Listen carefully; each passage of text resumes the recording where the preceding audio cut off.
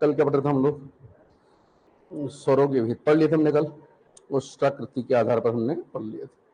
बहुत अच्छी बात है, ठीक है। गुंजन तुम्हें ज्यादा कष्ट तो नहीं हुआ बेटा? है मजा आ रहा था वैसे, अच्छा लग रहा था हैं? हाँ, मजा आ रहा था ना, बढ़िया लग नहीं रहा है कि थोड़ा जल्दी आ रहे हम करके, वही टाइम लग रहा था मुझे तो। रवि वही टाइम लग रहा था ना अच्छा नहीं ऐसा बिल्कुल नहीं है। तो मैंने कल वृत्तामुखी अवृत्तामुखी तक मैंने आपको पढ़ा दिया था मेरे ख्याल से, है ना? हो गया था। मैंने आपसे कहा था कि जो हमारे वर्ण हैं उनका जो विभाजन है वो दो आधार पर किया जाता है। पहले कौन से थे? प्रयत्न के आधार पर। हाँ, मतलब जो स्वर वर्ण है ये दो आपके थे, एक प्रयत्न के आधार पर, दूसरा उच्चारण के आधार पर। और जो प्रयत्न के आधार पर थे वो तीन थे। पहला कौन सा था? पहला अपने मुख में जीव की स्थिति के आधार पर, कि जीव कैसे कैसे मूव करती है, उस आधार पर ये तीन प्रकार के थे। एक आपके अग्रवर्ण थे, दूसरे मध्य थे, और तीसरे कौन से थे? पश्चवर्ण थे। दूसरे थे आपके मुखाकृति के आधार पर। इसमें आपके एक वृत्तामुखी थे ओष्ठ वाले, और दूसरे अवृत्तामुखी थे, ठीक है। इसमें औ कहां पर आ रहा था कहीं का? औ कहां पे आ रहा था इसमें? अवृत्तामुखी में। आ कहां पे है? अवृत्तामुखी में है, ठीक है। और वो आगत वाला कहां पे था? आगत वाला वो वृत्तामुखी में था। वो आ और ओ के बीच की ध्वनि है, वो वृत्तामुखी में था, बताया था कल मैंने आपको, ठीक है। चलो, तो अब बेटा इसका तीसरा है मुखाकृति के आधार पर। जब किसी वर्ण को हम बोलते हैं तो हमारे मुख की आकृति कैसी होती है? तीसरा है मुखाकृति। मुखाकृति के आधार पर, मुखाकृति के आधार पर। हाँ, सॉरी,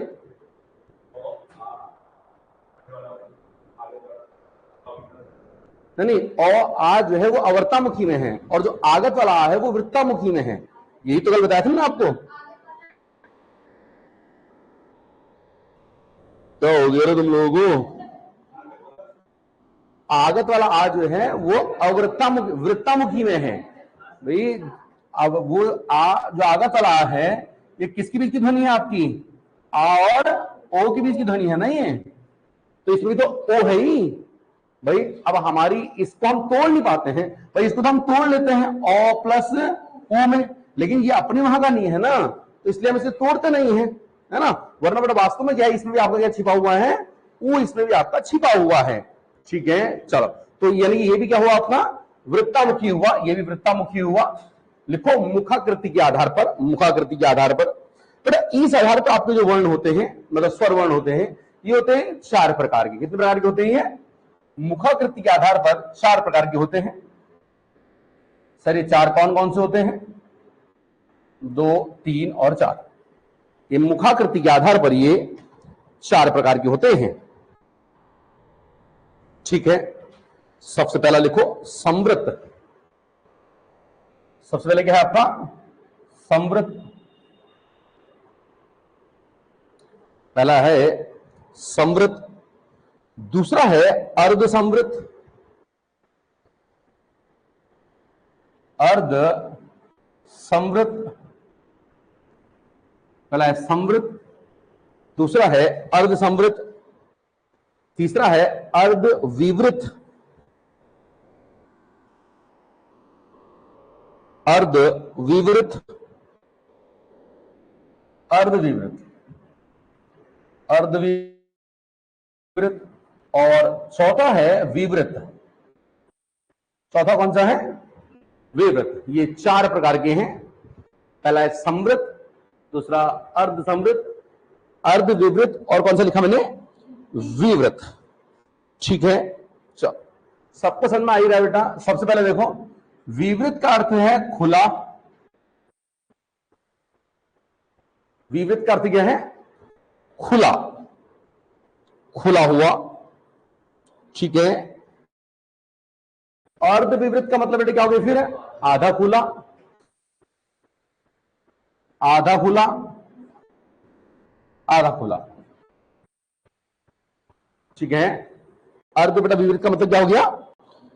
आधा खुला। ठीक है, देखो समवृत्त का मतलब, इसमें दो शब्द है, एक है सम, एक है वृत्त। सम और क्या अपना वृत्त। वृत्त का मतलब बेटे क्या है आपका? गोल। सम का मतलब कुछ भाग। सम का मतलब कुछ भाग, ठीक है। लेकिन इसको हम यहां ऐसे नहीं लिखेंगे, इसके आगे आप एक लाइन लिखो, मैं आपको बता रहा हूं, एक बात लिख लो। इसमें क्या होता है, लिखो, जब जब जीव जीव जब, ठीक है, उच्चारण में, जब जीव उच्चारण में, जब जीव उच्चारण में, ठीक है, उच्चारण में मुख में अधिकतम ऊंचाई को जाती है। हां, जीव जो है, जीव ये उच्चारण में क्या करेगी? मुख में अधिकतम ऊंचाई, अधिकतम ऊंचाई को जाएगी, अधिकतम ऊंचाई को जाएगी। ठीक है, एक बात ध्यान रखना, जब जीभ अधिकतम ऊंचाई को जाएगी तब मुंह जो है वो हल्का बंद होगा। बात सबको समझ आ रही है? ठीक है, तो बेटा उस केस में जब जीभ ऊंचाई को जाएगी और मुंह बंद होगा, उसे हम क्या बोलेंगे? संवृत कहेंगे। बात समझ आ रही है? जीभ अधिकतम ऊंचाई में जाएगी और बेटा मुंह क्या होगा? बंद होगा। मुंह के बंद होने की कंडीशन रहेगी। ठीक है, हो गया है। दूसरा अर्ध समृत में, इसके नीचे लिखोगे आप,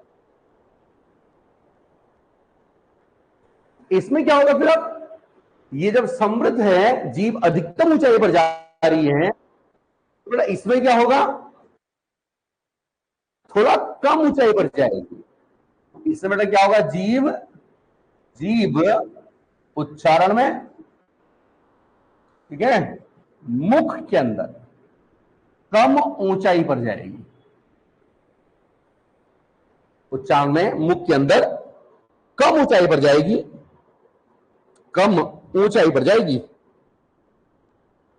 ठीक है, कम ऊंचाई पर जाएगी और मुंह जो है वो बंद से थोड़ा खुला होगा। ठीक है ना? अर्ध समृत है ये आपका बंद है, पूरा बंद है, इससे थोड़ा खुला होगा। ठीक है ना? इसमें क्या होगा आपका? ऐसा लिख सकते हैं आप, थोड़ा खुला होगा, थोड़ा खुला होगा। बहुत अच्छी बात है, कमलेश पहुंच गए। ठीक है। अच्छा, मैंने कॉल नहीं किया है फिर भी पहुंच गए। देखो तुम, ये होती है लगन। अब तुम वीडियो निश्चित हो, अब तुम्हारा इस बार वीडियो डन है। ठीक है, तो मैंने आपसे बोला कि जो मुखाकृति के आधार पर, हमारा मुख की आकृति के आधार पर जो वर्ण है, स्वर वर्ण, वो कितने प्रकार के हैं? 4। बट पहला कौन सा आपका? समवृत। दूसरा कौन सा है? अर्धसमवृत, विवृत, अर्धविवृत और विवृत। सर करना कैसे होता है? सबसे ऊपर है समवृत, सबसे नीचे है आपका विवृत, विवृत के ऊपर है अर्धविवृत, समवृत से नीचे कौन सा है? अर्धसमवृत है। ठीक है, अब सर ये होते कौन से हैं, कहां पे होते हैं? एक बार फिर से हम वही डायग्राम बनाते हैं जो हमने कल बनाया था। ठीक है, उसको हम एक बार इनको फिर से देखते हैं, वही डायग्राम बनाते हैं फिर से हम, जो हम कल तक बना रहे थे। ठीक है, कोई दिक्कत नहीं किसी को? बहुत अच्छी बात।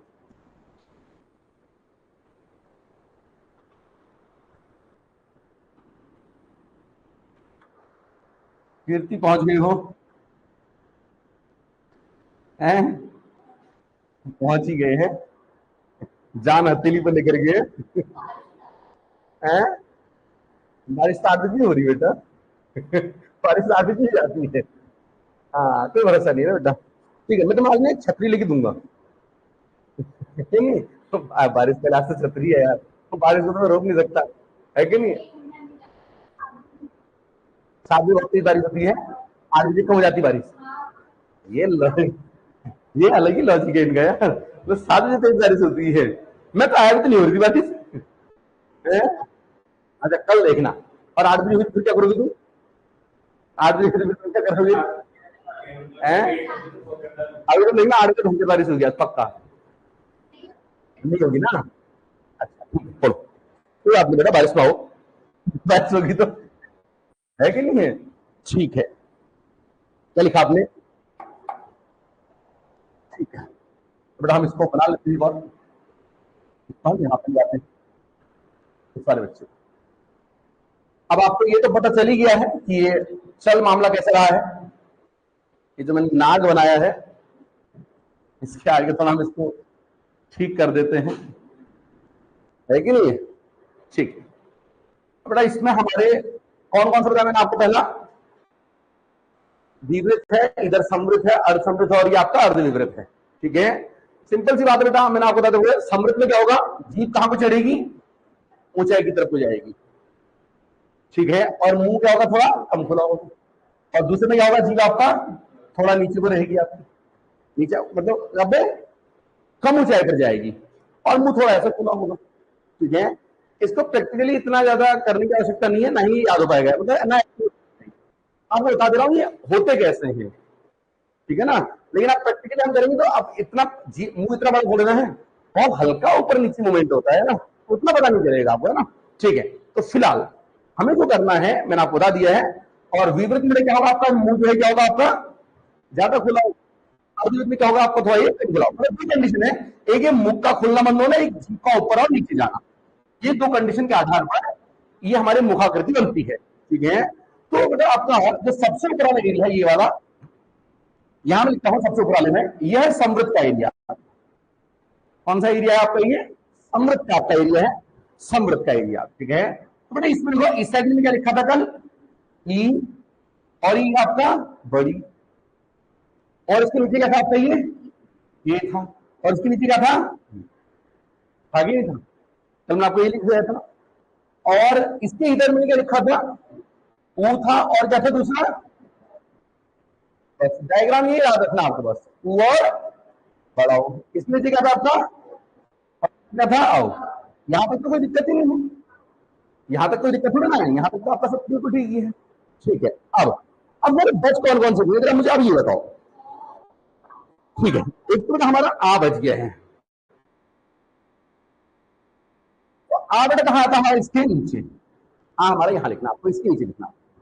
इतनी बात सबको समझ आ रही की नहीं आ रही है? बहुत अच्छी बात है। ठीक है, चलो अब हमारा क्या बच गया है? और आ। ठीक है, और कौन सा बच गया हमारा? और हमारा बच गया है आगत वाला, हमारा आ बच गया है। बहुत अच्छी बात है। ठीक है, चलो अभी करते हैं। ये बेटा पहली लाइन कौन सी हमारी? समृद्ध की, यानी कि समृद्ध के बारे में कितने वर्ण आपको दिख रहे हैं? 4। कौन कौन होते समृद्ध? 4। यस, कौन कौन 4 होते समृद्ध?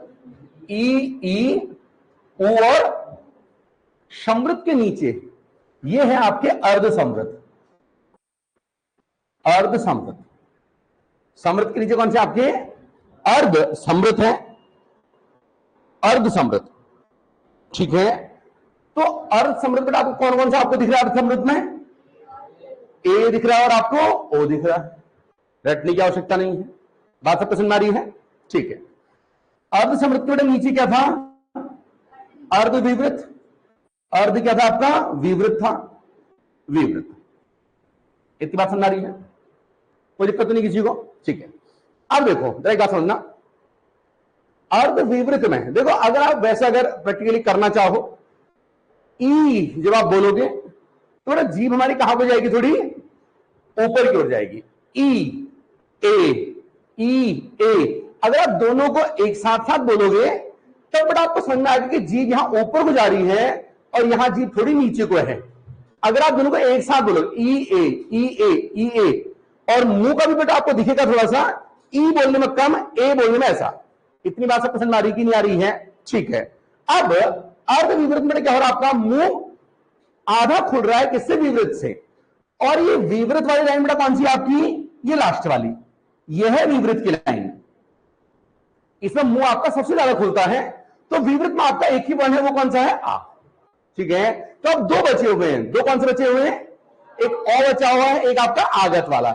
सर कहां पे आएंगे, कहां पे आएंगे आपकी बता दीजिए, कहां में चाहिए?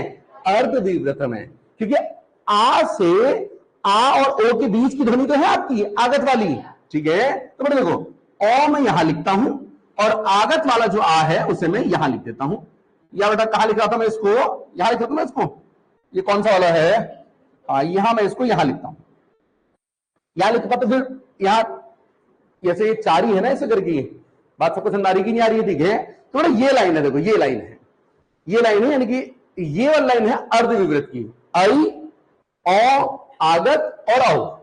इतनी बात सबको समझ आ रही नहीं आ रही? ठीक है, रटने का नहीं है जीवन में, बस ये डायग्राम याद रखना मैंने कहां पे क्या लिखा हुआ है। ठीक है बेटा, सबसे पहले वाली लाइन में कौन सी है? सबसे पहला कौन सा है? समृत में ई और इधर उ आ गया, उसके नीचे क्या आ गया आपका? अर्ध समृत आ गया आपका। ठीक है, ए और इधर क्या आ गया आपका? ओ आ गया, और उसके नीचे बेटे क्या आ गया आपका? अर्ध विवृत। इसमें क्या आ गया आपका? आई, और इधर आपका ओ, इधर आपका आगत वाला भी है और इधर आपका ओ आ गया, और लास्ट कौन सा आपका? ये विवृत है। इतनी बात सबको समझ आ गई? नहीं आ गई है? ठीक है, चलिए, तो मुखाकृति के आधार पर चार प्रकार के होते हैं, मैंने आपको बताया। पहला कौन सा? पहला बेटा कौन सा आपका? समृत। दूसरा कौन सा है? अर्ध। तीसरा विवृत, चौथा अर्धविवृत। याद रखना स्वरों के बेटा डिवीजन में अगर एक क्वेश्चन बनता है ना, तो ज्यादातर बेटा वो क्वेश्चन यहीं से ही बनता है आपका। कहां से बनता है आपका? ये समृत ये मतलब जो ये वाला है यहीं से आपका ज्यादातर आपका बनेगा। ठीक है ना, बाकी जो अग्र पश्च ये वो सो है वो थोड़ा आपका कम बनता है। अब आ जाओ, मैंने आपको बताया कि स्वरों का डिवीजन दो आधार पे होता है, एक प्रयत्न विधि के आधार पर, दूसरा कौन सा है? उच्चारण के आधार पर। प्रयत्न विधि के आधार पर कितने प्रकार का था? तीन प्रकार का। पहला कौन सा था? पहला कौन सा था? मुखाकृति थोड़ा था रे, मुख के अंदर जीव, जीव अग्र मध्य पश्च। दूसरा कौन सा था? ओष्ठ की आधार पर।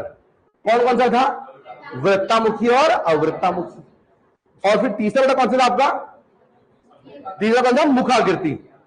मुखाकृति, अब मुखाकृति में मतलब ऐसा नहीं कि मुख की आकृति पूरा ढांचा चेंज हो रहा, मुख मतलब ये वाला हिस्सा हमारा, और इसमें हमारी दो कंडीशन है, एक जीव और मुख का खुलना। यही दो बातें तो थी, बहुत अच्छी बात है, करण नींद खुल गई है, बहुत अच्छी बात है। ठीक है, अब आ जाओ बेटा आप लिखो दूसरा उच्चारण के आधार पर। अब दूसरा लिखो उच्चारण के आधार पर। सेकंड आपका है उच्चारण के आधार पर। उच्चारण के आधार पर सेकंड लिखो आपका है उच्चारण के आधार पर। ठीक है, यही था ना, यही था क्या? ओह माय गॉड,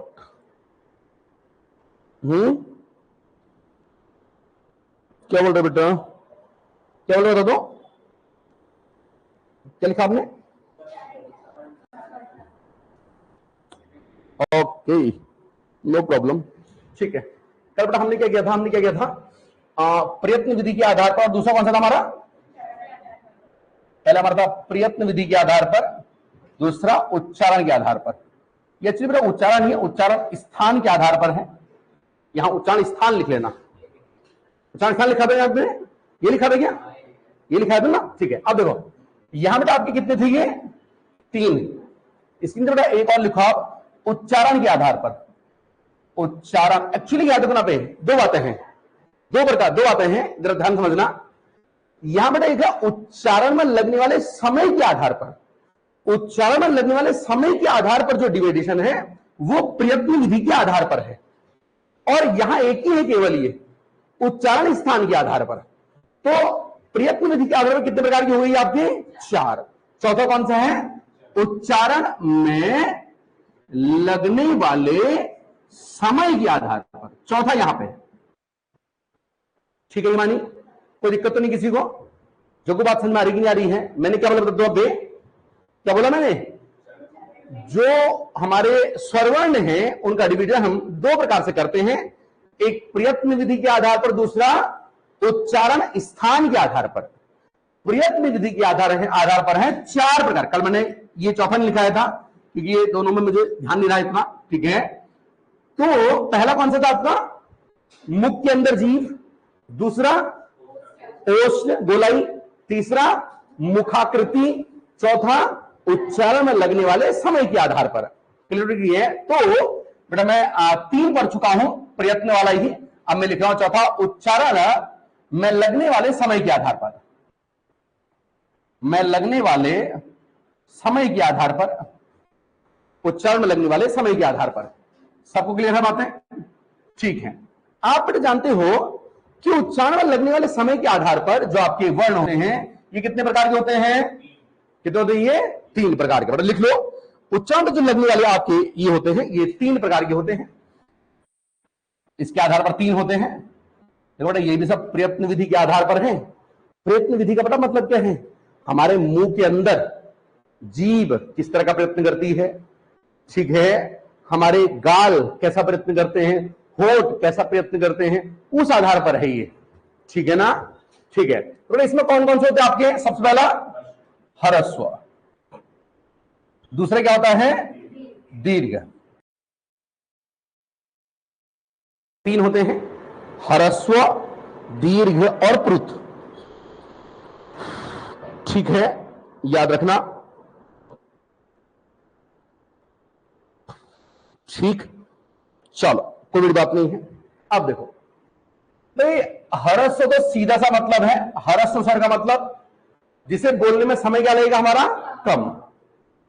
उच्चारण लगने वाला समय है तो यहां समय जो है ये कम लगेगा, यहां जो समय है वो कम लगेगा,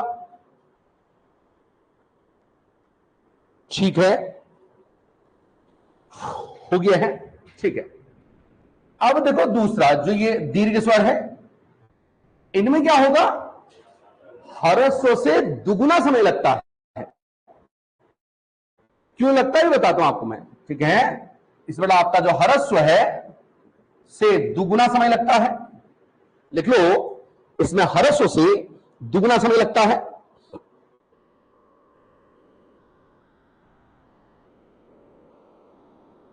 ठीक है, बहुत अच्छी बात है। यही बेटा आप एक बात इसमें आप और लिखो, एक बार इसमें आप और लिख लो, लिखो लिखो दीर्घ स्वर, दीर्घ स्वर ह्रस्व स्वरों के दीर्घ रूप नहीं होते। याद रखना, दीर्घ स्वर ह्रस्व स्वरों के, बेटा कभी कूट वाला क्वेश्चन बन जाएगा, याद रखना, ठीक है। ह्रस्व स्वर, सॉरी दीर्घ स्वर किसके? दीर्घ स्वर ह्रस्व, ह्रस्व स्वरों के दीर्घ रूप नहीं होते, बल्कि ये स्वतंत्र होते हैं। वरन ये स्वतंत्र होते हैं, बल्कि ये स्वतंत्र होते हैं, बल्कि ये क्या होते हैं? स्वतंत्र होते हैं, बल्कि ये स्वतंत्र होते हैं, ठीक है। बल्कि बेटे क्या होते हैं आपकी? ये स्वतंत्र होते हैं। आप एक बार याद रखना, एक बात और लिखो, लिखो इनके उच्चारण, नीचे को लिख लो बेटा, कोई बात नहीं है, प्लुत में कुछ लिखना नहीं ज्यादा मुझे, ठीक है। लिख लो इनके उच्चारण, ठीक है, इनके उच्चारण प्रयत्न,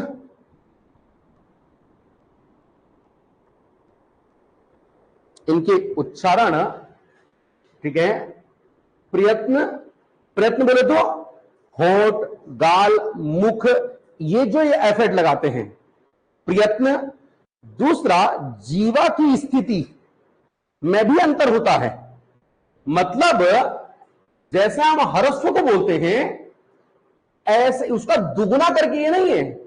मतलब से अ को बोलने में बेटा अगर हमारा जीभ यहां तक जा रही है तो ऐसा नहीं आ को बोलने में उससे थोड़ी और आगे बढ़ जाएगी, ऐसे वाली बात नहीं है। इसलिए मैं आपसे कह रहा हूं कि जो दीर्घ है ये ह्रस्व के दीर्घ रूप नहीं है, बल्कि बेटा क्या है, ये ह्रस्व के दीर्घ रूप नहीं है, ये क्या है, अपने आप में स्वतंत्र है। इतनी बात सबको समझ में आ रही, ठीक है, बहुत अच्छी बात। यही बेटा एक बात नोट करके लिख लो, इसमें एक बात इसमें नोट करके लिख लो, लिखो ए और ए मतलब सॉरी आई, लिखो आई और ओ, सॉरी मतलब औ, आई और औ, लिख लो आई और औ, आई और औ स्वर ध्वनियों, आई और औ स्वर ध्वनियों, आई और औ स्वर ध्वनियों। आज तुमको ज्यादा गोरे लग रहे, क्या बात है, एकदम नहीं आज तुम अच्छा ऐसा क्या, अच्छा ठीक है, आई और औ स्वर ध्वनियों, ठीक है। जैसे एग्जाम्पल में लिख लो, थोड़ा मैं आपको समझाने का प्रयास करो बेटा बे, जैसे लिखो बैल, बैल, छैल, बैल, छैल, मौन, ठीक है, मौन आदि का प्रयोग हिंदी में मूल स्वर के रूप में होता है। आदि का प्रयोग हिंदी में मूल स्वर के रूप में होता है, मूल स्वर के रूप में होता है, ठीक है, मूल स्वर के रूप में होता है। तो समझने का प्रयास करना, बहस मत करना, बता रहा हूं आगे क्या है, ठीक है, मूल स्वर के रूप में होता है। आगे लिखो संयुक्त रूप, लिखो संयुक्त स्वर के रूप में नहीं, संयुक्त स्वर के रूप में नहीं। आई और औ स्वर ध्वनियों, इनका से एग्जाम्पल आपको बताया, बैल, छैल, मौन जो आपके हैं, ठीक है, आदि का प्रयोग हिंदी में मूल स्वर के रूप में होता है, संयुक्त स्वर के रूप में नहीं। लिखो मानक हिंदी में, परंतु लिखो मानक हिंदी में, मानक हिंदी में, मानक हिंदी में सभी 11 स्वर मूल स्वर हैं। मानक हिंदी में सभी 11 स्वर मूल स्वर हैं।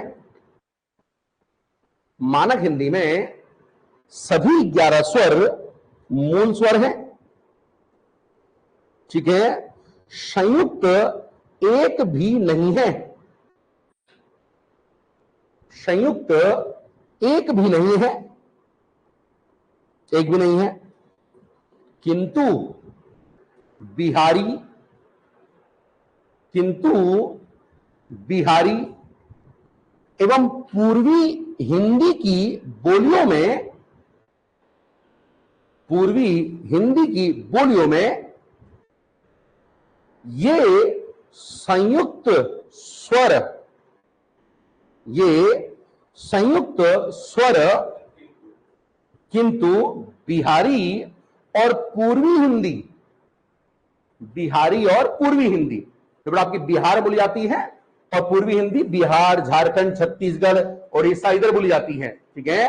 किंतु बिहारी और पूर्वी हिंदी में ये बोले तो कौन, आई और औ, ये संयुक्त स्वर के रूप में बोले जाते हैं, ठीक है। और भी होते हैं, मतलब इन दोनों की बात भी कर रहा हूं मैं, ये संयुक्त स्वर के रूप में होते हैं, ठीक है। सर क्यों होते हैं, क्योंकि बेटा आपका जो ए आपका बनता है ये ओ प्लस ए से बनता है, ओ प्लस ए से, और ए जो बनता है ये ओ प्लस ई से बनता है। इस ओ को मैं नीचे उतार देता हूं, तो बेटा आपका जो आई बनता है मूल रूप से ओ प्लस ई से बनता है, या मैं अगर ओ प्लस ओ को जोड़ देता हूं तो ये हम कह सकते हैं कि आ प्लस ई से बनता है, ठीक है। क्योंकि ये अलग अलग यानी कि विजातीय स्वरों के मेल से बन रहा है, इसीलिए इसे संयुक्त बोला गया है। लेकिन किसमें? बिहारी और पूर्वी हिंदी में। लेकिन जो स्टैंडर्ड हिंदी है उसमें वास्तव में कोई भी स्वर संयुक्त स्वर नहीं होता है। देखो मेरी बात समझ लो, मैं आपको वो बात बता रहा हूं कि अगर कभी ऐसा प्रश्न बन गया तब आपको ये बात ध्यान रखनी है। लेकिन मेरा नॉर्मल तो हम पढ़ते ही हैं, चार क्या होते हैं अपने? संयुक्त होते हैं। लेकिन इस बात को भी नोट करके ध्यान रखना, हम एग्जाम में बेटा कभी बार ऐसा करते हैं, एग्जामिनर भी ऐसा करता है। उसने बोल दिया कि इनमें से कौन मानक हिंदी का संयुक्त स्वर नहीं है। आप कहोगे भैया अब हमने ये तो हमने पढ़ा नहीं है कि मानक हिंदी का है कि नहीं है, ये तो हमने कभी पढ़ा नहीं इस तरह से। ठीक है, हम तो पढ़ते हैं कि ये संयुक्त है या नहीं है। भाई हाँ भैया संयुक्त है, तो ये सब जगह संयुक्त है, लेकिन सब जगह संयुक्त नहीं है। स्टैंडर्ड हिंदी में, मानक हिंदी में संयुक्त नहीं है। संयुक्त कहां है? बिहारी और पूर्वी हिंदी में संयुक्त है ये। ठीक हो गया है। फिर हमको लगता है कि हम तो सही करके आए हैं, आंसर की हिम्मत गलत कैसे आ गया है, हमको ध्यान रखना है। हिमानी बात समझ में आ रही कि नहीं आ रही है? Very good. ठीक है, चलिए तो फिलहाल आपको समझ में आ गया है कि उच्चारण में लगने वाले समय के आधार पर पहला कौन सा था आपका? ह्रस्व। दूसरा बेटा कौन सा आपका? दीर्घ। ठीक है, तीसरा आ गया प्लुत। यहां लिखो प्लुत। अब यहां तो जगह होगी नहीं इसके आगे लिखने की, नीचे लिख लो प्लुत।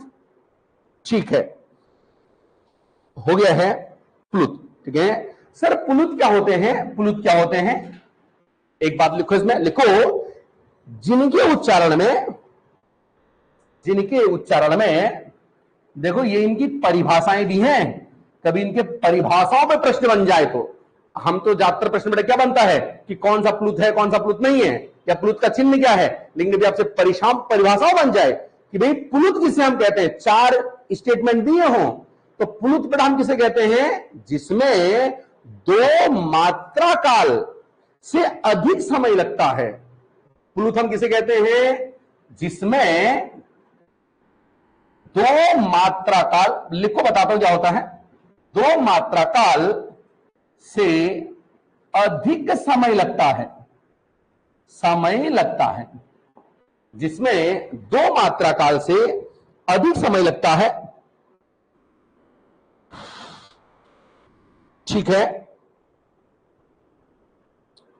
हो गया है। अब जरा एक बात आप ध्यान रखना, मैंने बोला दो मात्रा काल से अधिक समय लगता है। सर इसका मतलब क्या है? इसका मतलब बेटा आपका ये है, देखो ये आपका है औ, ये औ है। औ को बेटा हम नहीं तोड़ सकते हैं, ये औ ही है।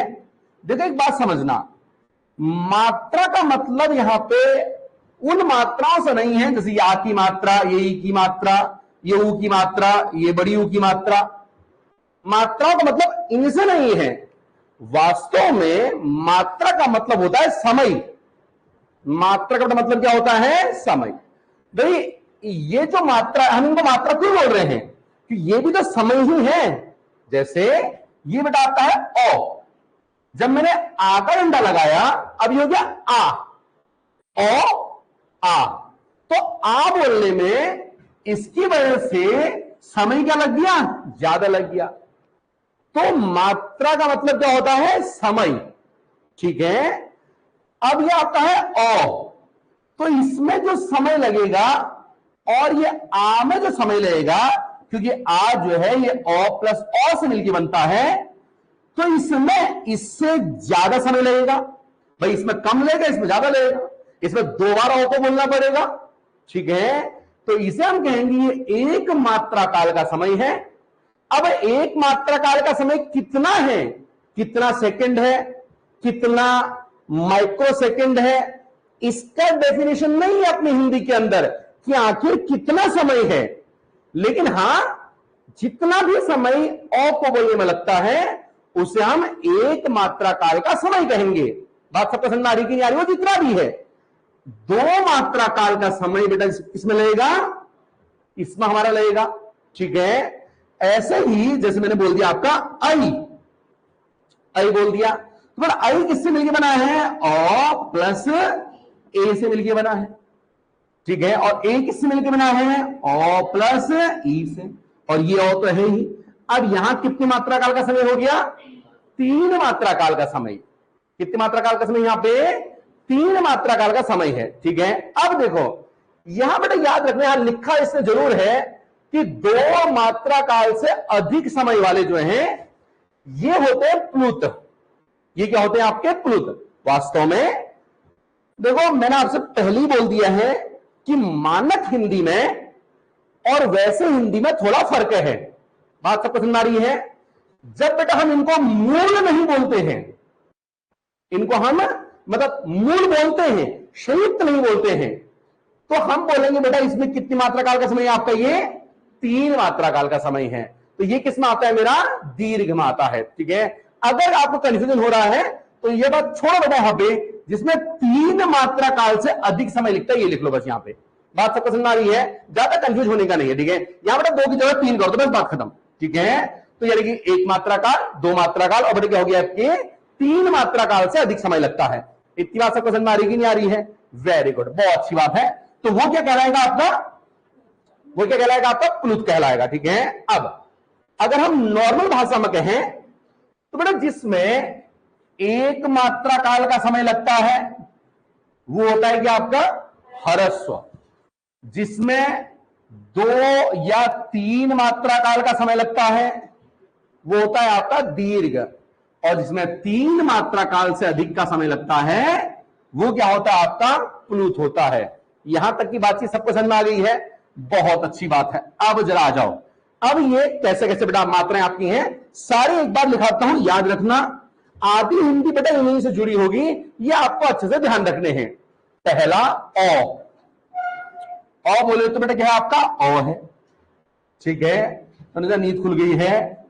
आप बोलते बेटा क्या है आपका ओ प्लस ओ है, ओ प्लस ओ ये आपका है।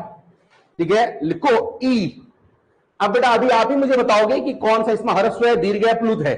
तो मैंने यहां खाली परिभाषा लिखाई है, ये नहीं बताया कि कौन सा ह्रस्व है, कौन सा प्लुत है, कौन सा दीर्घ है, वो यहां हम करेंगे अब। ठीक है, और आ फिर बेटा क्या आ जाएगा आपका छोटी। छोटी किससे मिलकर बनी है, ठीक है, और अब बड़ी किससे मिलकर बनी है, छोटी प्लस छोटी से। ठीक है, फिर बेटा क्या आएगा आपका छोटा किससे मिलकर बना है, किससे जुड़ा। ठीक है, बड़ा किससे मिलकर बना हुआ है, ऊ प्लस ऊ से ये मिलकर बना हुआ है। ठीक है, बहुत अच्छी बात है। तो नीचे लिख खोलते हैं। ठीक है, क्या लिखा आपने, ऊ प्लस ऊ, इसकी आवाज कम करो, ऊ प्लस ऊ। ठीक है, फिर क्या गया आपका, फिर क्या गया आपका, ठीक है बेटा लिख लो ऊ प्लस ऊ आपका ये आ गया है, बहुत अच्छी बात हो गई है। ठीक है, कौन दिक्कत नहीं किसी को। आप बेटा देखो यहां पे, चलो री पे हम बात करेंगे। ठीक है, वास्तव में देखो जो री है वो संस्कृत में तो आपका ह्रस्व स्वरों में आता है। किसमें आता है, ह्रस्व में, नोट करके लिखाऊंगा। लेकिन हिंदी में तो ये री है ही नहीं। अब री है क्या, कल ही तो समझाया ना मैंने आपको, भाई री तो गायब हो गया है, क्योंकि री को बोलने में जीभ बेटा कहां टकरा रही है, ऊपर टकरा रही है। भाई जब जीभ री को बोलने में जीभ यहां टकरा जा रही है तो अवरोध पैदा हो जा रहा है ना मूर्धन्य में, और जो अवरोध पैदा हो गया तो फिर स्वर किस बात का, भाई स्वर का मतलब क्या है, जो बिना अवरोध के आएगा, और जब ये अवरोध से आ रहा है तो बेटा री को हमने क्या कर दिया है, स्वरों की श्रेणी से हटा दिया है। ये बात मैंने कल आपको बता दी थी। ठीक है, तो मैं यहां पे अब री को नहीं लिख रहा हूं। ठीक है, तो री के बाद क्या आएगा आपका, अब क्या आएगा आपका ए किससे सर मिलके बना हुआ है, ओ प्लस ई से। ठीक है, आई बेटा किससे मिलके बना हुआ, आई आ प्लस ई से उधर है, ओ प्लस ए से। ठीक है ना, किससे मिलके बना होता है ये, ए किससे है, ओ प्लस ई से, आई किससे है, ओ प्लस ए से है, और ए किससे मिलके बना है, ओ प्लस ई से। हमेशा ये ध्यान रखना है, और इस ओ को मैं नीचे उतार देता हूं, ये बेटा आपका हो गया। तो आई किससे मिलके बना, मेरा इससे मिलके बना हुआ है। हाँ, इसे तुम आ प्लस ई भी कह सकते हो, लेकिन ये बेटा आ प्लस ई हम कह सकते हैं। अगर हम ऐसे लिखेंगे तो बेटा आपका फिर 2 मात्रिकी वाला है ना, ऐसे भी लिख सकते हैं। मैंने अभी ऐसे ही लिखा था, कोई दिक्कत वाली बात नहीं है। ठीक है, ओ ओ मेरे क्या आएगा आपका, औ प्लस ऊ आपका आएगा। तो फिर औ में क्या जाएगा, औ में औ प्लस ओ, ओ प्लस, अरे गधे ओ प्लस ओ होगा ना, ओ की जगह क्या लिखेंगे हम, ओ प्लस ऊ लिखेंगे और ओ को हम नीचे उतार देंगे। तो बेटा आपका औ क्या हो गया, ये हो गया। हो गया कि नहीं हो गया कमलेश, कोई दिक्कत तो नहीं है, बहुत अच्छी बात है, ठीक है। अब जरा आप मुझे ये बताओ, अब जरा आप मुझे ये बताओ, सीधी सी बातें हैं भाई, एक मात्रिक कौन कौन सा दिख रहा है, कौन कौन दिख रहा है, ठीक है। नीचे बेटे यहां पे आप लिखो, नीचे लिखो ह्रस्व स्वर, जो बेटा एक मात्रिक है उसके आगे लिख दो। ह्रस्व स्वरों में कौन कौन दिख रहा है, ह्रस्व में औ दिख रहा है, ई दिख रहा है, क्या री भी दिख रहा है क्या, नहीं। कहां दिख रहा है, किसको दिख रहा है, री, री, री किसी को दिख रहा है क्या, दिख रहा है किसी को री, नहीं है, ठीक है। अब देखो बात बस ये है, हिंदी में री नहीं है, इसलिए हिंदी का ह्रस्व भी री नहीं है। मानक हिंदी का री नहीं है, तो मानक हिंदी में ह्रस्व में री नहीं है, लेकिन संस्कृत में री जरूर है। बात सबको समझ में आ गई नहीं आ गई है, ठीक है। बट यहां फिलहाल आप लिखो ओ, ई और ऊ, ठीक है। बात सबको समझ में आ रही है। तो बेटा ह्रस्व की संख्या कितनी हो गई फिर अपने आप में, 3। यही सार्वभौमिक सत्य बात है। बात सबको समझ में आ रही कि नहीं आ रही है। भले बेटा आपकी ल्यूसेंट में कुछ भी लिखा हो, आपकी अन्य किताब में कुछ भी लिखा हो, ह्रस्व कितने होते हैं, 3, यही सच है। लेकिन अब बेटा मैं आपको आपकी शांति के लिए नोट करके मैं एक बात लिखा देता हूं, ठीक है। लिखो संस्कृत में जब भी ऑप्शन में आपकी जब ह्रस्व स्वर पूछे और 3 और 4 हो, जब तक उसने संस्कृत ना लिखा हो, आंसर 3 ही रहेगा।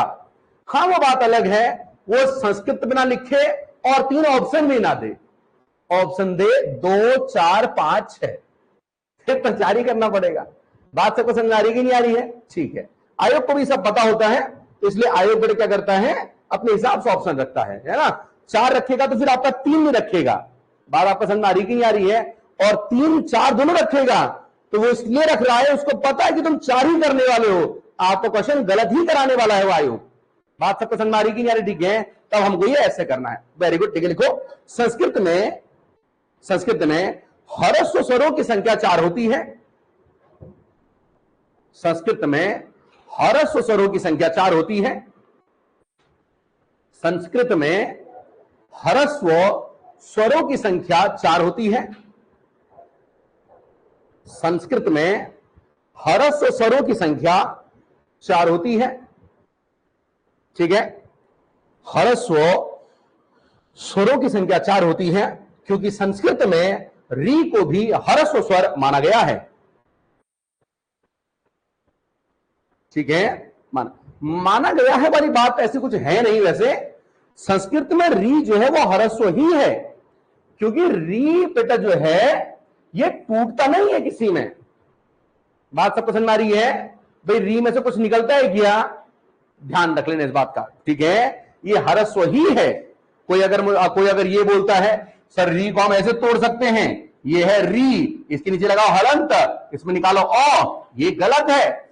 ये तो फिर वही बात हो गई है। आप बोलो सर हम ओ को हम तोड़ देते हैं या हम ई को तोड़ देते हैं। कैसे हम तोड़ते हैं ई को, हम तोड़ते हैं ई और इसमें निकालते हैं ओ, ये वाली बात हो गई। ये बात सबको समझ में आ रही कि नहीं आ रही है। री जो है री और ओ में नहीं टूटता है, क्यों, क्योंकि अपने आप में बेटे क्या होता है, ये अपने आप में क्या है, ये ह्रस्व है, एक मात्रिक है।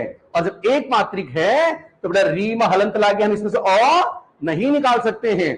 इतनी बातचीत सबको समझ में आ रही कि नहीं आ रही है। तभी बेटा आपके ऑप्शन में ऐसा आ जाएगा, निम्न में से कौन सा गलत है। बात सबको समझ में आ रही, ठीक है। एक ऑप्शन बेटा आपको ऐसे देगा, एक देगा आपको को प्लस ओ, ऐसा कुछ आपको दे देगा।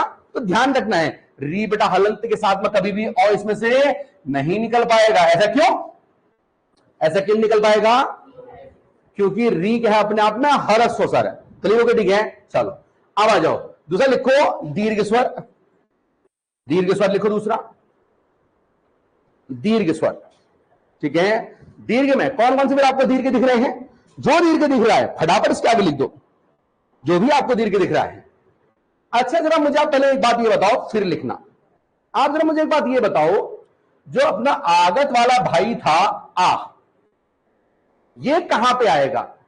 ह्रस्व में आएगा, दीर्घ में आएगा या प्लुत में आएगा? कहां पर आएगा? ये बोलता आदि कहां पर आएगा? ये बोला दीर्घ में आएगा। ठीक है, हर्षित किसमें आएगा? ये ह्रस्व में आएगा। वेरी गुड वीडियो साहब, किसमें आएगा? ये आ, प्लुत में आएगा। कोई तो एक बोलना ही है, और मैं इनके साथ क्यों बोलूं? मैं वीडियो साहब हूं, है कि नहीं है? ठीक है, वेरी गुड। रवि कहां पर आएगा? ये ह्रस्व में आएगा। ठीक है, कमलेश कहां पर आएगा? ये वाला आगत वाला कहां पर आएगा? दीर्घ में। ठीक है, यश कहां पर आएगा? आप बोलते पीछे, क्या नाम है आपका पीछे लास्ट में? सॉरी, सूरज। सूरज कहां पे आएगा? क्या लग रहा है आपको इनमें से? ठीक है, कुंदन। कुंदन, कुंदन कहां पे आएगा? ये कुंदन को तो उठने में कोई दिक्कत होनी नहीं होगी, रामदेव बाबा के साथ में ही उठता है ये 4 बजे। जब रामदेव बाबा उठता है तो ये भी उठ जाते हैं, है कि नहीं? कुंदन उठने में कोई दिक्कत तो नहीं है ना सुबह? कुंदन कोई दिक्कत नहीं है। ठीक है, तो कुंदन भैया आप हमें ये बताओ कि ये आ किसमें आएगा? किसमें? एक बताना है, तुम्हें क्या लग रहा है सब सही बता रहे हैं? तुक्का ही मारना है। ठीक है, चलो भैया, मैंने जो आपको ये बात सीधी बता दी है कि जो बेटा आपका ये आ है, ये आपका आ और ओ के बीच की ध्वनि है। आ और ओ के बीच की ध्वनि है ना ये। अब भले ये कुछ भी है तो आ और ओ के बीच की ध्वनि है। मतलब बेटा ये एक मात्रिक तो किसी हिसाब से नहीं है कि एक मात्रिक है क्या, नहीं है। अब वो बात अलग है, इसको तोड़ने की लिपि नहीं है हमारे पास। मतलब जैसे बेटा आपका आ है, आपको हम ओ प्लस ओ तोड़ रहे हैं, ये तोड़ा गया, हमारे मास्टरों ने तोड़ रखा है। ये बात सब पसंद आ रही, ठीक है, लेकिन इसको तोड़ने की ध्वनि नहीं है, लिपि नहीं है, क्योंकि बेटा ये क्या है? अपने आप में एक क्या है? ये बाहर से लिया गया है अंग्रेजी में ऐसी शुद्ध लिखने के लिए। भाई अगर इसको भी तोड़ लेंगे फिर क्या ही फायदा हो पाएगा? फिर तो फिर से अंग्रेजी के शब्द हम शुद्ध नहीं लिख पाएंगे, इसलिए इसको तोड़ा नहीं जाएगा। इतनी बात सब पसंद आ रही, ठीक है। लेकिन हाँ, हमको ये तो पता है ना कि ये बेटा आ और ओ के बीच का है, तो बेटा किस में आएगा? हमेशा ये दीर्घ में आएगा। ठीक है, तो अब बताओ बेटा दीर्घ में क्या क्या आएगा? पहले आपका आएगा आ, फिर क्या आएगा? ये आगत वाला आ, फिर तो आपको पता ही है बेटा कौन सा आएगा? फिर बड़ी, लिखो बराबर से, बड़ी, बड़ाऊ, बड़ी, बड़ी, बड़ाऊ। फिर कौन सा आएगा? फिर ए, फिर कौन सा आएगा? आई नहीं आएगा क्या? आई नहीं आएगा क्या? 3 मात्रिक, तो 3 मात्रिक है तो क्या हो गया? 3 से ज्यादा लिखा है ना हमने, 3 मात्रा का अधिक, अधिक भी लिखा है बेटा देखो आप मैंने। ठीक है, चलो ठीक है बेटा, आप ए आ जाएगा, आई और औ, यहां आपके सब आ जाएंगे। बहुत अच्छी बात है, ठीक है, कोई दिक्कत नहीं किसी को, बात समझते हैं। ठीक है, तो बेटा ये सब क्या कहलाएंगे? आपके दीर्घ कहलाएंगे। ये सब क्या कहलाएंगे? आपके दीर्घ। तो दीर्घ कौन कौन से हैं? 1 2 3 4 5 6 7 8। दीर्घों की संख्या कितनी होती है? 8। हिंदी में। संस्कृत में इनकी संख्या कितनी होती है? संस्कृत में संख्या कितनी होती है इनकी? संस्कृत में क्यों होगी 8 संस्कृत में? तो री आएगा तो ये गायब भी तो होगा, ये छोड़ना है संस्कृत में, आगत हट जाएगा ना। और री कहां से आ जाएगा इसमें? भाई री तो ऊपर ही रहेगा ना, ऊपर ही है री तो, भाई री तो यही रहेगा ना, री तो अपनी जगह पे रहेगा। बात सब पसंद आ रही है, ठीक है। तो बड़े इसका मतलब यहां कितना हो जाएगा? अपने आप में 7 हो जाएगा। ये इतनी वीडियो सब बात समझ आ रही कि नहीं आ रही है? और परेशानी दिक्कत तो नहीं है? ठीक है, बहुत अच्छी बात है, सारे कलपुर्जे खुल गए लग रहा मुझे आज वीडियो साहब। ठीक है, बहुत घमंड आ रहा है तुम्हें लग रहा है मुझे। ठीक है ठीक है, लिखो ह्रस्व दीर्घ। ह्रस्व की संख्या बेटा कितनी है हिंदी में?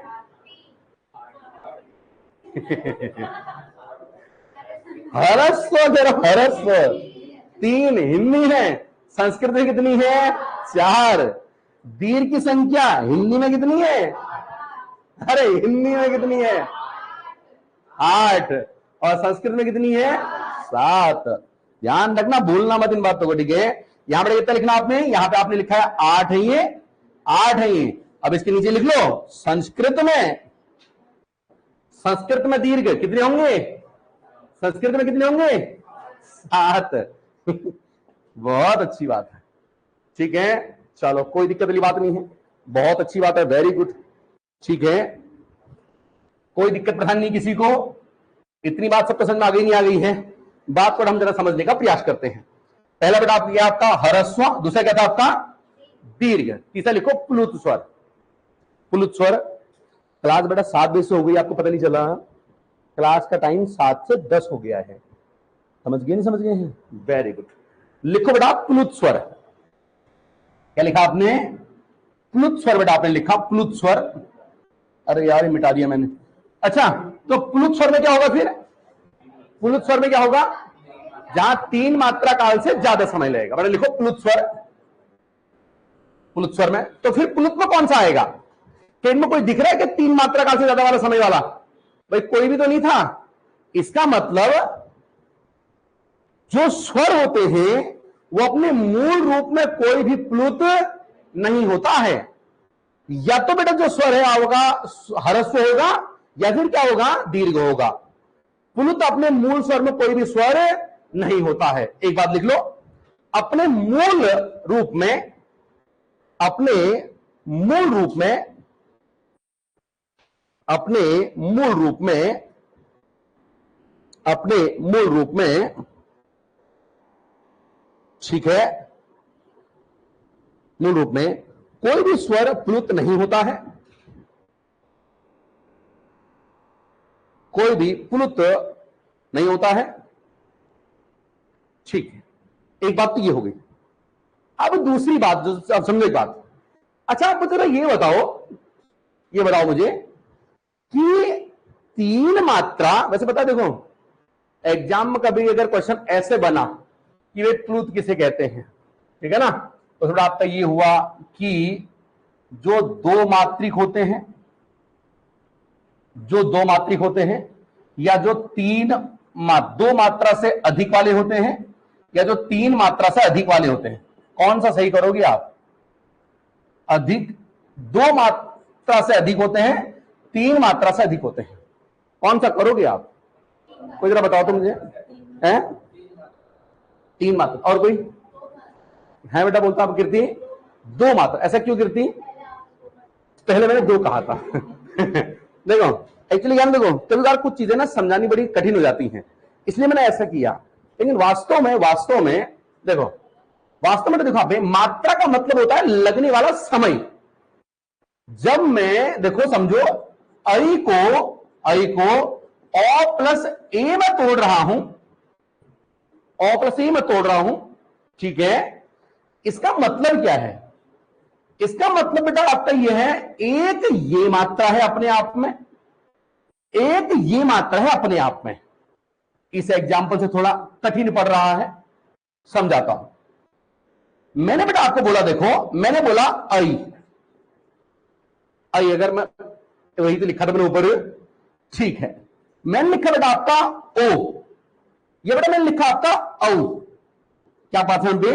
मैं क्या बताना चाह रहा हूं? औ बेटा क्या है आपका? ओ प्लस ऊ है। और ओ क्या है आपका? ओ प्लस क्या है आपका? ओ है। आप मुझे तरह एक बात कहो बेटा, मैंने लिखा को, मैंने लिखा कौ,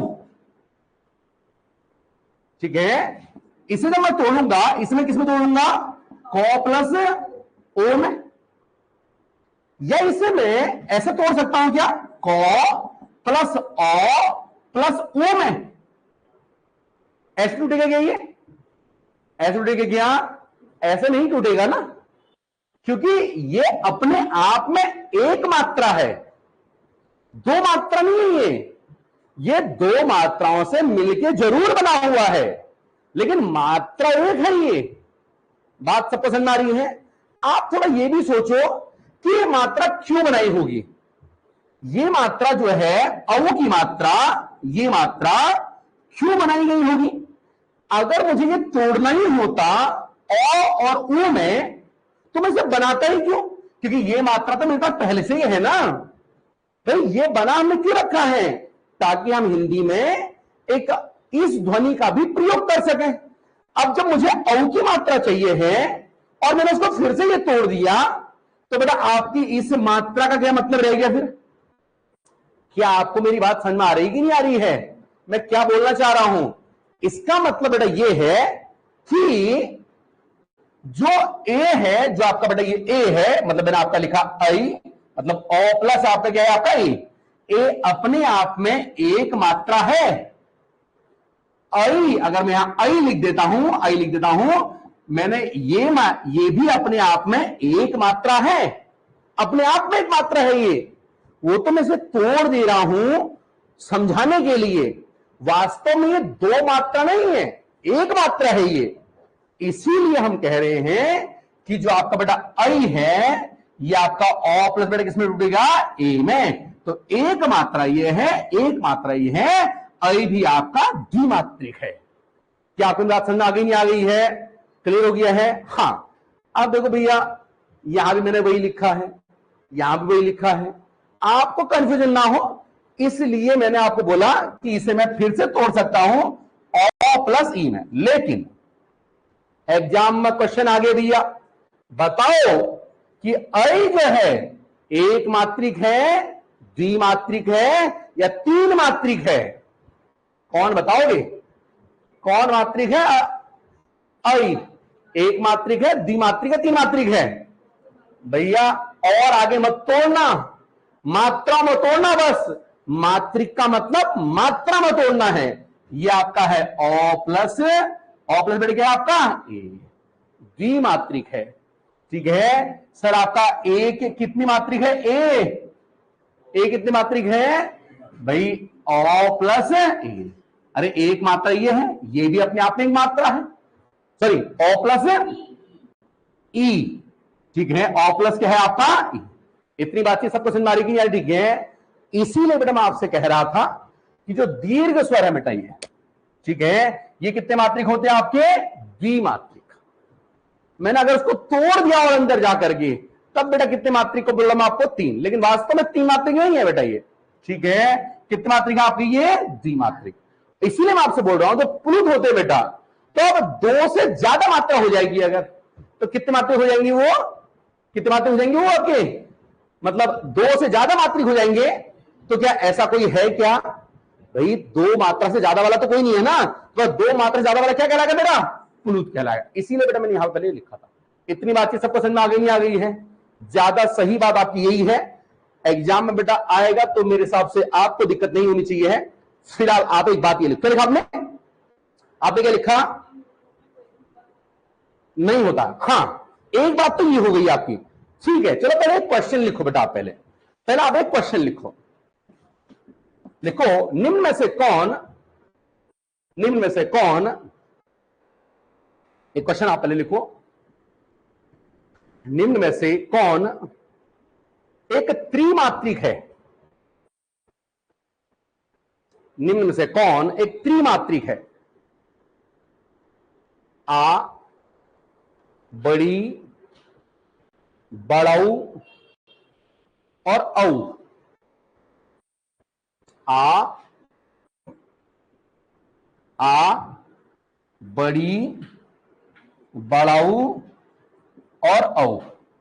बताओ भैया कौन त्रिमात्रिक है? कौन कौन त्रिमात्रिक है? कोई ऐसा धुरंधर खिलाड़ी जो बिल्कुल सही आंसर बता दे इसका, 1 रुपए भी नगद गूगल पे करूंगा उसको, इनाम है पूरा तुरंत वाला। अब बोलते हो कोई भी नहीं है बेटा। क्वेश्चन क्या है ये आपका? गलत। ऑप्शन तो ऑप्शन कुछ नहीं है। ठीक है, हाँ कोई बात नहीं, हाँ बात हमारी सही है, इसलिए मैंने नहीं दिया। तो भैया बताना है ये क्वेश्चन गलत है। पेपर थोड़ा सॉल्व कर रहे हो तुम अभी, तो बताना है मास्टर ये क्वेश्चन गलत है। एक ऑप्शन और लिखो इसके नीचे, क्या सर? इनमें से कोई नहीं, कोई नहीं। हाँ हाँ सॉरी, हाँ हाँ ओ प्लस ए हो गया।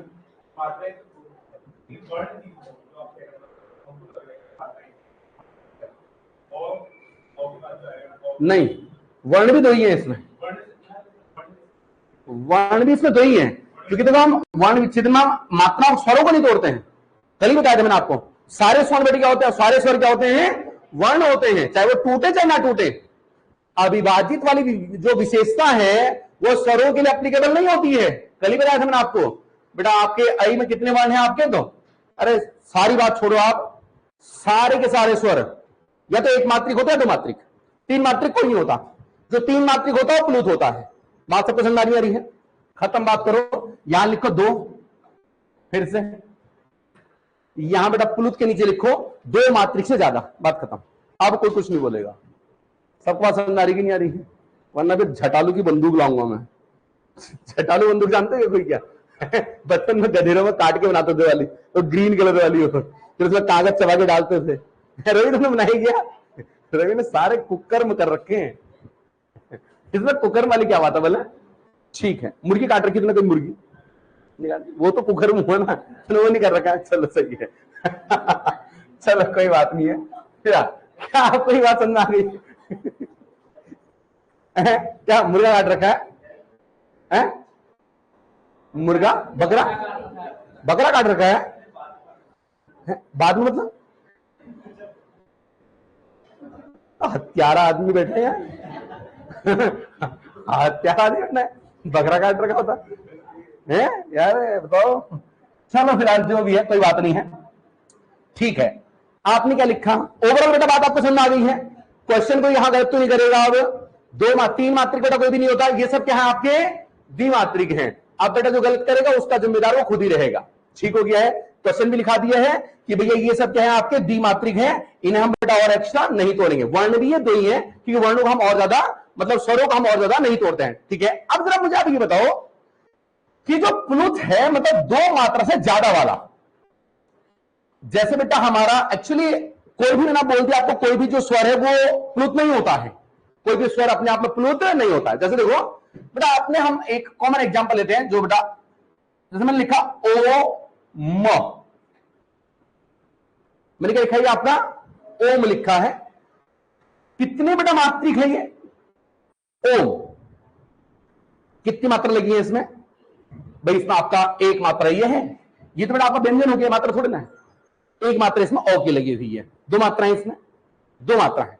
अब देखो, अब बेटा मुझे इसको त्रिमात्रिक बनाना है, दो मात्रा से ज्यादा वाला बनाना है। ये द्विमात्रिक ही है, दो मात्रा बेटा ज्यादा बनाना है मुझे यहां पे। तो मुझे क्या करना पड़ेगा, इस ओ के पीछे एक और ओ लगाना पड़ेगा, और फिर मुझे लिखना पड़ेगा ये आपका म। ये था ओम, ये ओ एक बार आ रहा था, ये आपका ओ म। बात सबको समझ आ रही है?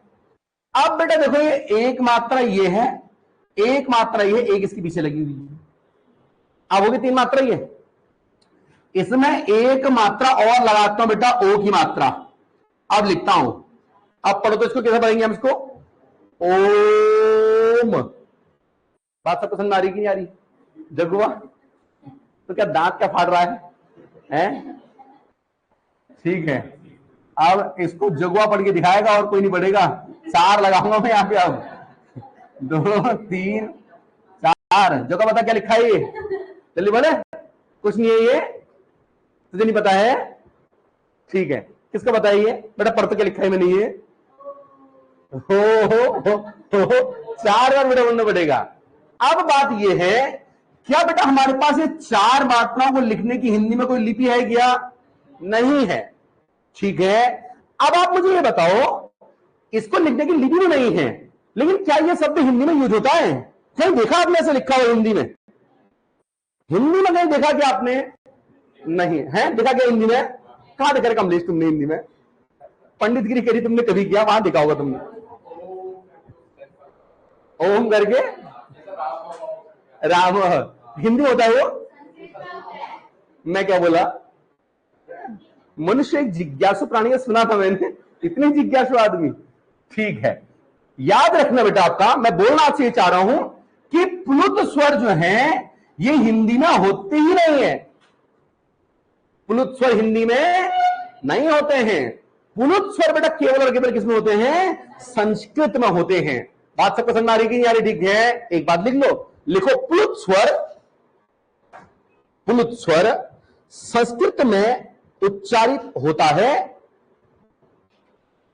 प्लुत स्वर संस्कृत में उच्चारित होता है।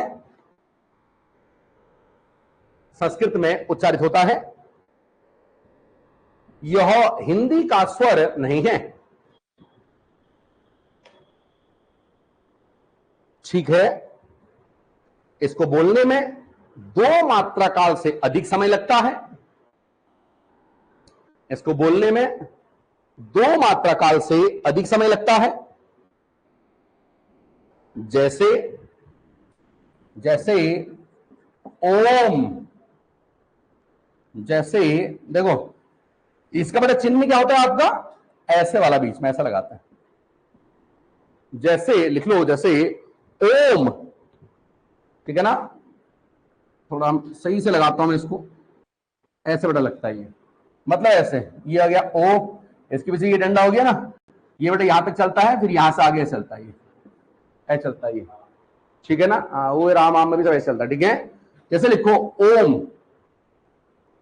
ओम में ओ को अधिक खींचने पर, ओ को अधिक खींचने पर, ओ को अधिक खींचने पर, अधिक खींचने पर प्लुत ध्वनि पैदा होती है, ठीक है, या 2 से अधिक मात्रा वाली ध्वनि पैदा होती है। प्लुत ध्वनि पैदा होती है,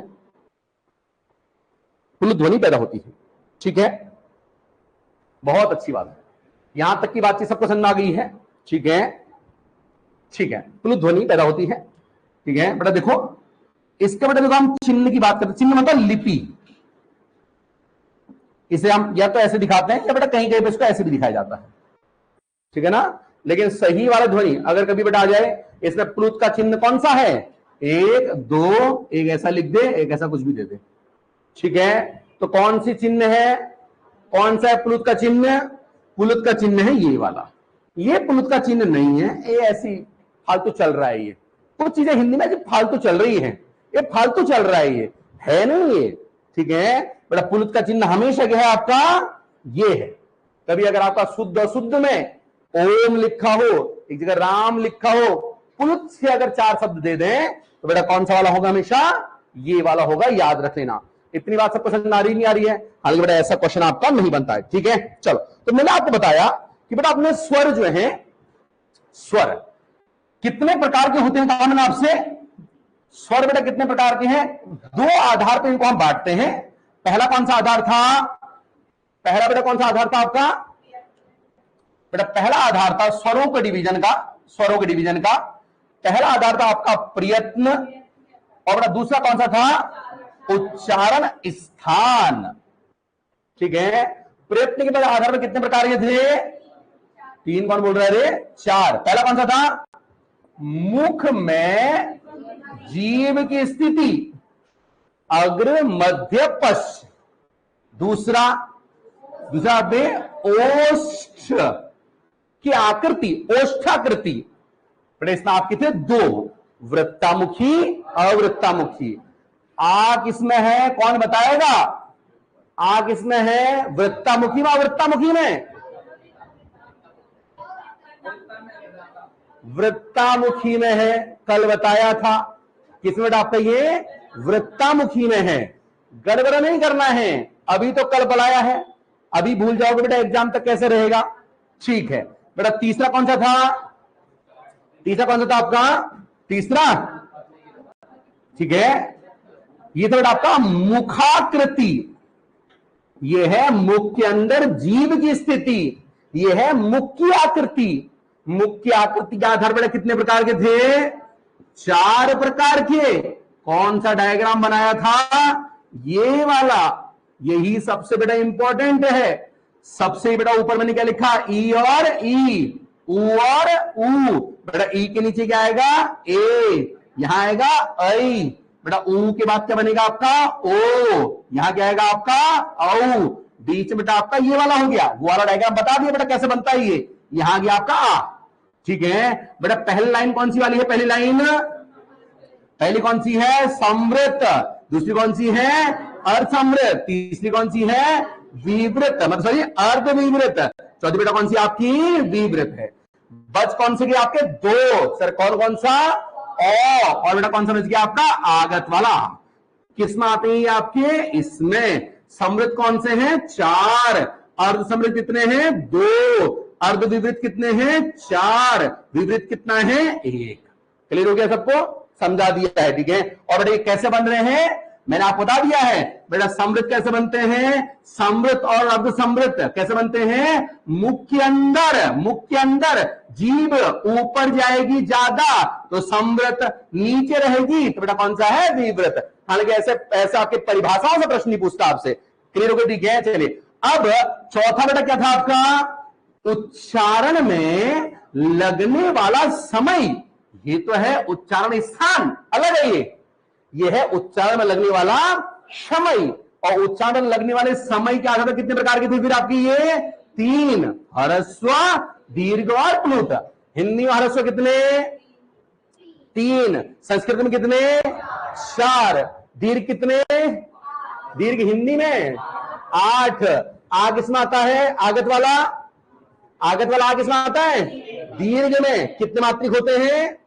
2 मात्रिक। सभी दीर्घ 2 मात्रिक होते हैं।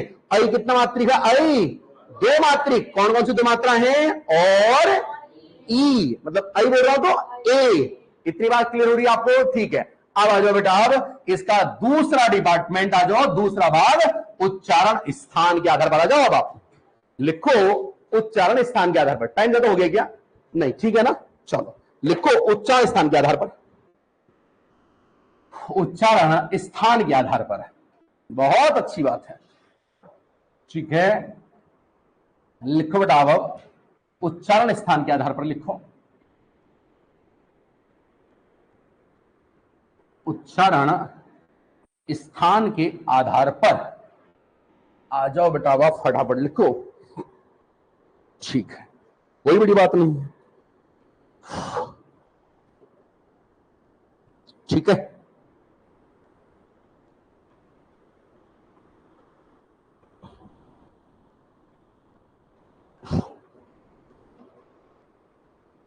ठीक है, बहुत अच्छी बात है। लिखो उच्चारण स्थान के आधार पर है। उच्चारण क्या होता है? उच्चारण स्थान मुंह के अंदर कौन से भाग से उच्चारित हो रहे बेटा? ये उच्चारण स्थान है, ठीक है। लिखो उच्चारण स्थान, ठीक है बेटा। इसके आधार पर आपके जो ये वर्ण होते हैं मूल रूप से 1 2 3 4 5 प्रकार के होते हैं। कितने होते हैं? 5 प्रकार के। उच्चारण स्थान के आधार पर ये 5 प्रकार के होते हैं। लिख लो आप इनको, 5 प्रकार के, ठीक है। ये आप कहते हैं 5 प्रकार के, ठीक है। कितने बड़े प्रकार के फिर आपके?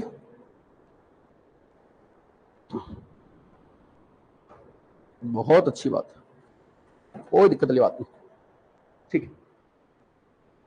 इस बेटा आधार पे ये 5 प्रकार के होते हैं। सर कौन कौन से 5 प्रकार के हैं?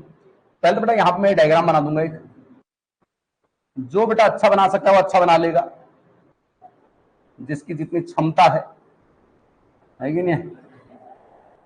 मैं तो बेटा ऐसे ही बनाऊंगा, गरुड़ का मुंह लग रहा है कहीं से इंसान का मुंह है, बतख लग रहा है ये बहुत अच्छी बात है, लेकिन बेटा ये है मुंह इंसान का। ऐसा सोचो आप मन के अंदर अपना, है कि नहीं है? पहले मानव का मुंह ऐसे ही हुआ करता था, पहले के मानव, आज भी मानव टाइप है ये। जग्गू बात समझ आ रही कि नहीं आ रही है? जग्गू का तो अब भी ऐसा ही है, ठीक है।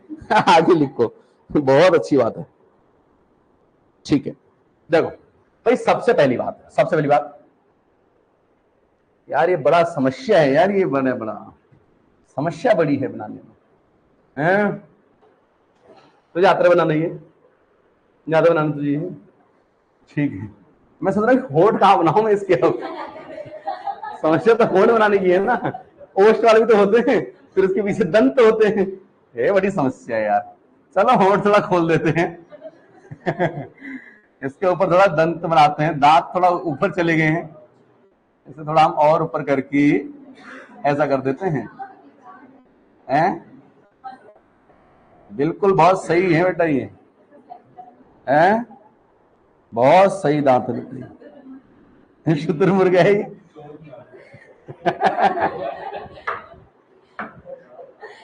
क्यों बनाता हूं? तो बड़ा हंस रहा है फिर, अभी देखते थे कॉम में कैसे बनाता है तू। तो बड़ा अच्छा बनाएगा।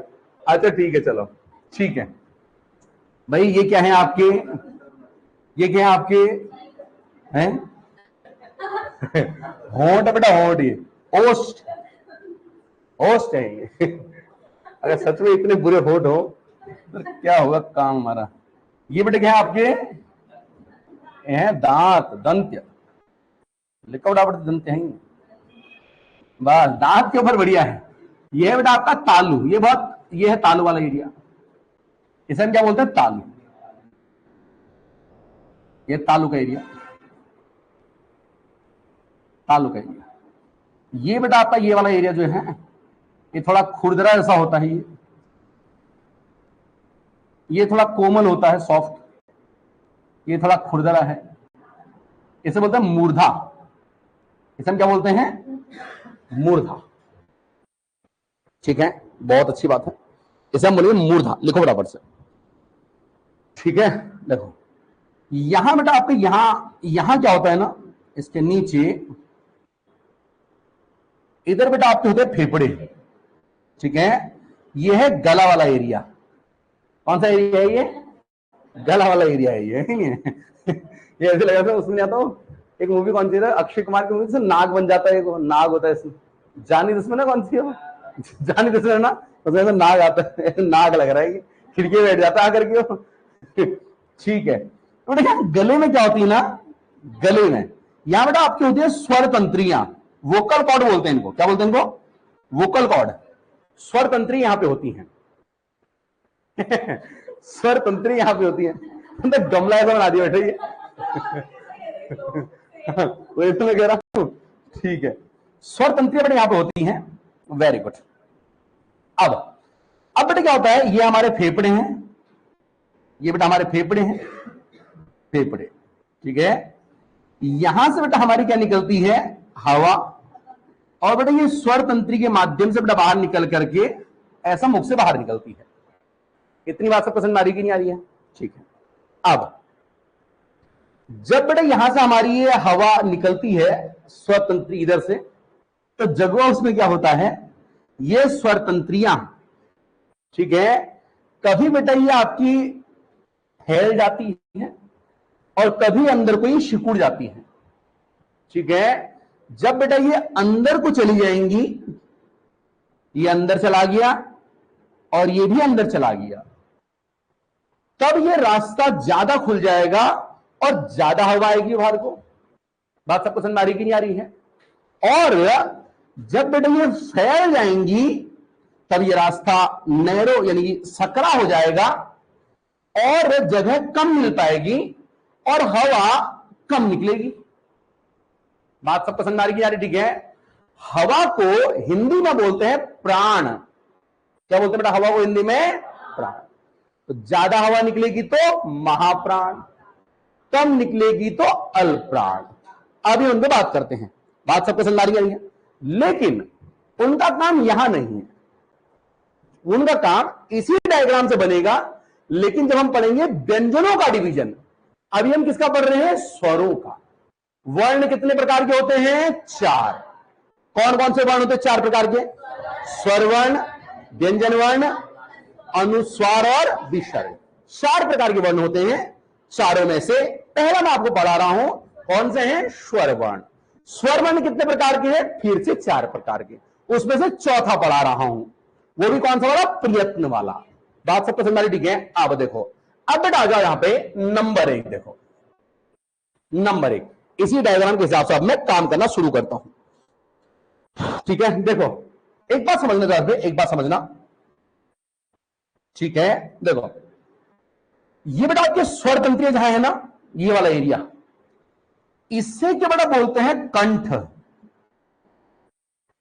इसे क्या बोलते हैं?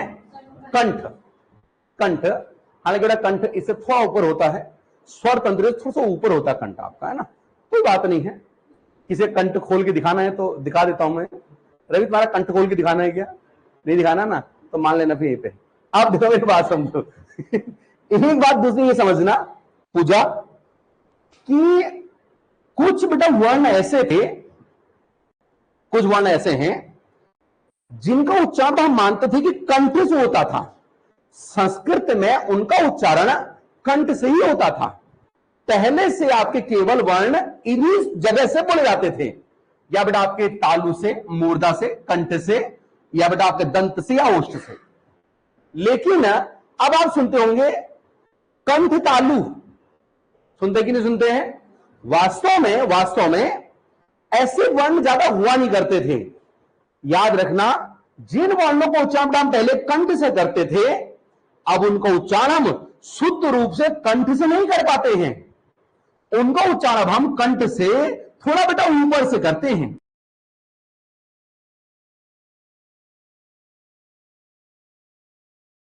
हम क्या क्या बोलते हैं? कंठ से बेटा हम क्या क्या बोलेंगे? ओ, आ, और हम क्या बोलेंगे इससे? आगत। इस पे ध्यान देना बेटा, ध्यान रखना आप, इस पे ध्यान लग जाएंगे हम। आप देखो बात समझ आ रही है? ओ, आ और ये आगत वाला, ये कहां से बोले जाएंगे? हमेशा आपके कंठ से बेटा आपके बोले जाएंगे। आप इस बात का ध्यान रख लेना, बहुत अच्छी बात है। तालु, तालु आ जाओ। तालु बेटा कौन सा आपका? ये वाला है। तालु से हम क्या क्या बोलते हैं? ई और बड़ी, हम तालु से बोलते हैं। ठीक है, तालु के बाद आ जाओ ओष्ठ, होठ से। होठ से बेटा हम क्या क्या बोलेंगे? होठ से, होठ से हम क्या क्या बोलेंगे भाई? जाहिर सी बात है, एक हम बोलेंगे क्या? ऊ बोलेंगे, और एक हम क्या बोलेंगे? बड़ा ऊ बोलेंगे। ये तो हम बोलेंगे, ठीक है। तो आपको बेटा समझ में आ चुका है, पहला कंठ, दूसरा क्या लिखा मैंने? तालु, तीसरा क्या लिखा हमने? ओष्ठ। कंठ में क्या था आपका? और आ, और बेटा क्या था इसमें आपका? आगत वाला। तालु में क्या है? ई और बड़ी। ओष्ठ में क्या था? छोटा ऊ और बड़ा ऊ। ये तो थे आपके, ठीक है। अब कौन सा बच गया? कौन सा बच गया आपका? अब कौन सा बच गया है? री तो है नहीं यहां पे, री तो होता नहीं, ठीक है। कौन सा बच गया? देखो ये चार आपने ऐसे लिख दिए हैं, इनको ऐसे लिख दो। अब इसके नीचे आ जाओ, ए, आई, ओ और औ, क्या जाओ। अब देखो ए बेटा क्या होता है हमारा? ओ प्लस ई होता है, होता है कि नहीं? ओ प्लस ई हमारा, और ओ क्या है हमारा? कंठ, ई क्या है हमारा? तालु। तो बेटा आई, ए क्या हो गया हमारा? कंठ तालु। हो गया कि नहीं हो गया? बात सब पसंद आ रही कि नहीं आ रही है? ठीक। आई क्या होता है? आई क्या होता है हमारा? कंठोष्ठ कौन बोल रहा है गधे? ओ प्लस बेटा क्या है आपका? ए, ओ प्लस ए, ठीक है। और ए हमारा फिर से क्या होता है? ए हमारा फिर से क्या होता है आपका? ठीक है, ओ प्लस ई, ये ओ को मैंने नीचे उतार दिया, और ओ में ओ मिलाऊंगा तो बेटा क्या बनेगा आपका? आ, प्लस क्या होगा आपका? ई। फाइनली तो आपको ये निकल के आया। आ क्या होता है? कंठ, और बेटा ई क्या होता है? तालु। तो ये भी सर क्या होगा आपका? कंठ तालु ही तो होगा। ये होगा कि नहीं होगा? वेरी गुड, रटने का नहीं है बेटा, समझने का है। अब देखो ओ सर क्या होता है? और नीचे लिख देता हूं मैं, ओ क्या होता है आपका? ओ प्लस ऊ, ठीक है। ओ क्या है? ओ क्या है आपका? कंठ, और ऊ क्या है? ओष्ठ। तो क्या हो जाएगा? कंठोष्ठ हो जाएगा, नहीं हो जाएगा? कंठोष्ठ हो गया बेटा आपका ये, ठीक है। और अगर मैं औ की बात करता, औ की बात, औ क्या होता है? ओ प्लस ओ, और ओ क्या है? ओ प्लस ऊ। तो सर क्या हो जाएगा इधर आपका? ओ, तो क्या हो जाएगा ये आपका? ये ओ प्लस ओ क्या जुड़ गया आपका? आ प्लस ऊ, और आ क्या होता है? कंठ, और ओ क्या होता है? ओष्ठ। तो बेटा क्या बन जाएगा आपका? ये भी क्या बन जाएगा? कंठोष्ठ बन जाएगा। क्या यहां तक की कहानी आप सभी को समझ में आ गई है? कोई दिक्कत नहीं किसी को? ठीक है। तो बेटा दो आपके होते हैं ये कंठ तालु वाले, और दो बेटे क्या होते हैं आपके? कंठ ओष्ठ वाले होते हैं। यहां तक सबको कोई दिक्कत तो नहीं किसी को? ठीक है, बहुत अच्छी बात है। अब देखो भाई ये किस आधार पे है, हम किनका उच्चारण किस स्थान से कर रहे हैं।